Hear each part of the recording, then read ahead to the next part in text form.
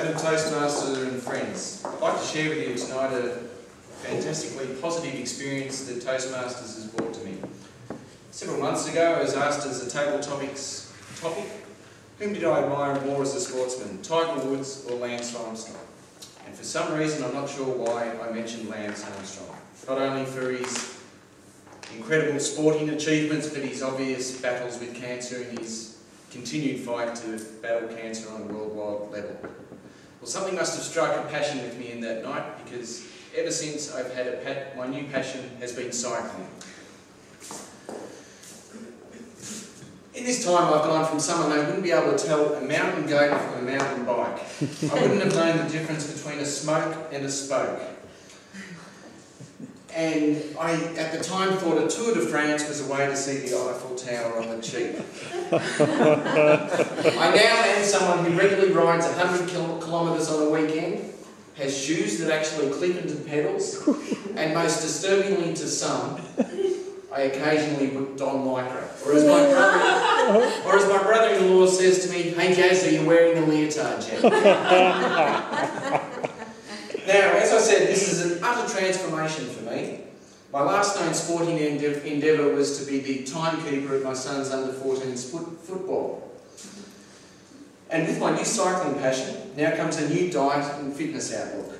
Let me firstly tell you about the foods I eat. I used to be someone, I found completely new aisles that exist at Coles. I used to be someone who'd whip in there and get a 9-pack of sorbent on special and perhaps a packet of kettle chips. Well, let me tell you now, I go down there and I study the grapefruit, I look at the mueslis, I marvel at the yogurt and various fruits and nuts. But my favourite aisle, without a doubt, is the canned fish, or the tuna aisle.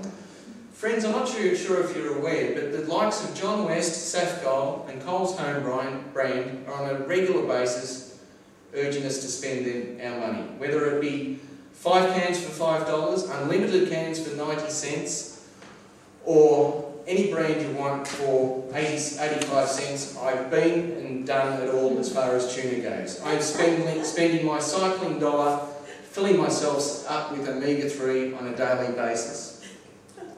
I'm now at the stage where friends actually text me and say, "Gaz, come down to Coles, they've got John West, the mustard one, I think you'll like it, it's on special." So I get down there and I'm in amongst the tuna. So this is what I'm now eating. So I carefully pack all my good food for lunch of a day. I'm full of bananas and apples and oranges and of course my canned tuna. And I just wanted to picture this. I'm carefully eating my lunch in my car because I'm a rep on the road. I get my multigrain bread and I'm sitting there and I carefully unwrap my Glad wrap, put my bread on my knee, ready to go. I'm wearing bone pants inevitably. Carefully unwrap the tin of tuna and you guessed it, my lap is now in a pool of tuna and virgin olive oil. Ready for the next meeting with not only the stone but typically 3 cats, 2 seagulls and a bearded man resembling Rex Hunt following me for the rest of the day. Smell, yes. The outdoor store Anaconda is another shop that I now frequent with mouth agog, credit card at the ready and kids yelling out to me behind me, "Do we have to come here again to Anna's, Dad?" I've even nicknamed my favourite shop Anna's. As I said, I've got my credit card with me and my garage is now full of bike locks, gloves, a thing called a camelback, chain cleaner, anything you could possibly get at Anaconda, my newfound store, to satisfy this passion that had happened a matter of 6 months ago when I answered this silly table topic question. I bought 3 bikes in this time. Oh my God. 1 for my son and 2 for me. We really do this. We compare our computer readouts on our bikes for average speed, distance travelled, total distance travelled, maximum speed. We do all that, but as I often said to him, there's no readout for quality time with your son. You ever notice the calves on a cyclist? God, they're massive. Well, I don't think I have a good vantage point while I'm cycling to get a good look at what riding's able to look like. I'm hoping they're looking like the ones in front of me. So what I'm suggesting to my son behind me now is that he carries a handy cam to record the development of leg guns, as we call them. The idea of him pushing behind me, trying to get a computer readout, holding a handy cam while he's checking out the leg guns is something that gives me no joy, no end of pleasure thinking about what we can do up Beach Road. I've conquered Oliver's Hill. I've spotted what have I spotted? I've spotted 14 rabbits, a blue-tongued lizard and an echidna, all on the track, so I've seen a bit of the countryside.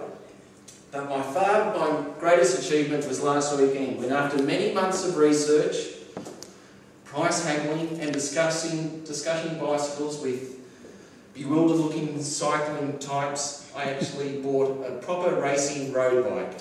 Now, as I said, bikes aren't like they were in our days. You now get pedals where you have to clip into them and ride along.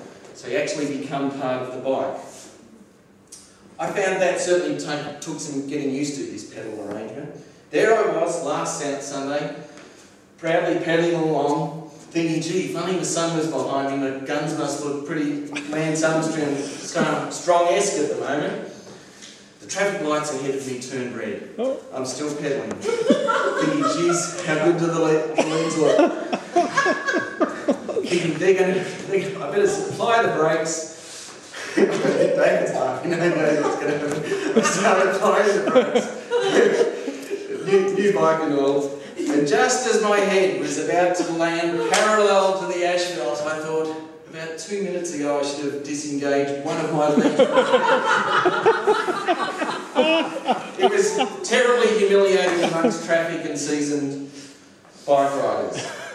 But as the expression goes, I got back on my bike and am having an absolute ball, with Sure Beats being the timekeeper for the under-14 footy team. I'll keep you updated as my passion continues, and ladies, soon I may be asking for some leg waxing tips. Thank you, and thank you for your